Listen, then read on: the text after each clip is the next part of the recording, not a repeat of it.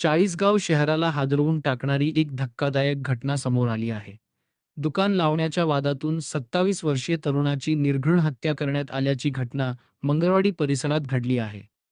मिळालेल्या माहितीनुसार अक्षय भानुदास पाटील आणि निखिल उर्फ भोला अजबे यांच्यात बसस्थानक परिसरात दुकान लावण्याच्या कारणावरून वारंवार वाद होत होता. 18 जून रोजी रात्री 8:30च्या सुमारास निखिलने बोलावल्याचे सांगून अक्षय घराबाहेर पडला. वडिलांनी रात्री बाहेर जाऊ नकोस असा सल्ला दिला होता. मात्र अक्षय त्याकडे दुर्लक्ष करून निघून गेला. रात्रभर तो घरी परतला नाही.